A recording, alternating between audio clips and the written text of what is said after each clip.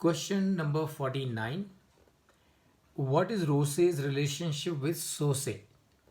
ROCE is return on capital employed.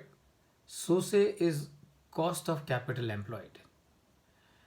So ROCE minus SOCE, ROCE minus COCE is equal to economic value added, EVA. And EVA is a global benchmark for evaluation of business performance. Question number 50. ROCE and SOCE, return on capital employed and cost of capital employed, combined together have a very important byproduct, what it is. And as I said, return on capital employed minus cost of capital employed is equal to EVA, economic value added, and that is the byproduct. Today, across the globe, performance of the businesses are measured by EVA. So if the EVA of a business is positive, that means the performance of this business is very good, because EVA takes care of both aspects. EVA takes care of the return on capital and it also takes care of cost of capital, and that is why it is a global benchmark for evaluating business performances. Question number 51.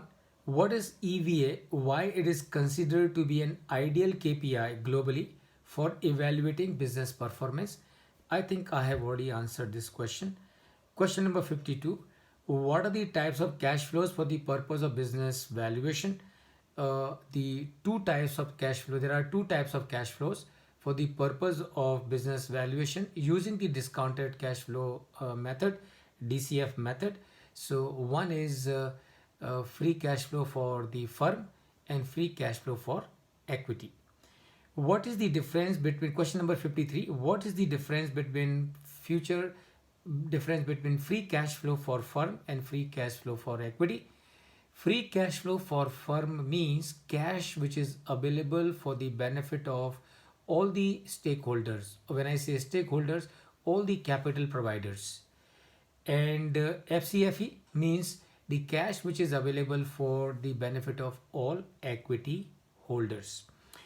Question number 54. Can cost of equity or WACC be used interchangeably for discounting? Answer is no. Answer is no, and one should be very careful while using the cost of equity and WACC for discounting.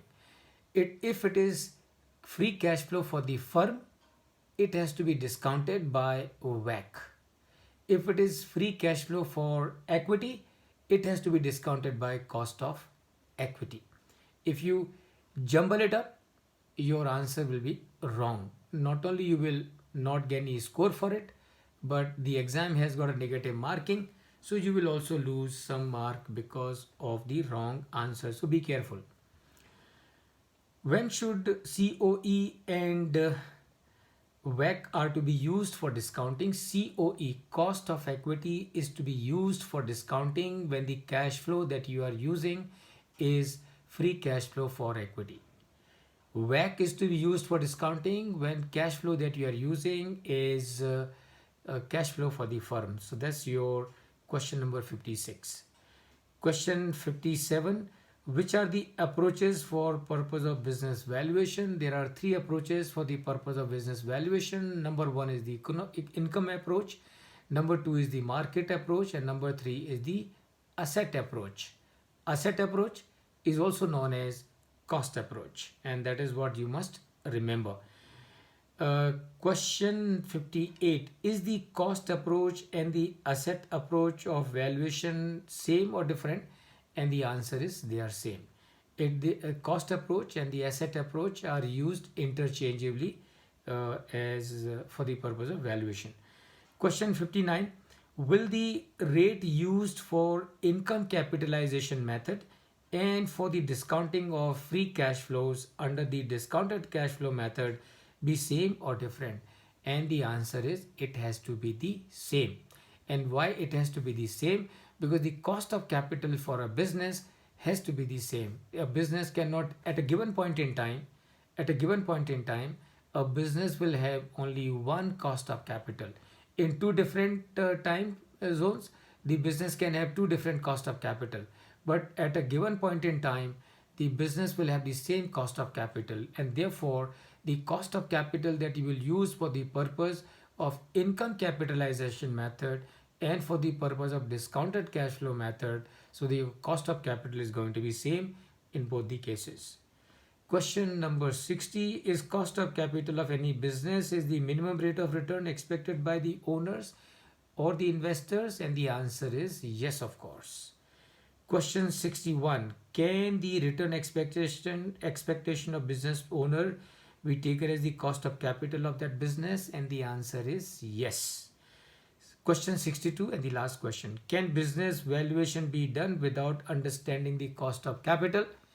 Let you give the answer for this question. So with this, friends, we come to the end of this session. Thank you so much. See you tomorrow at 8 o'clock as always. Thank you.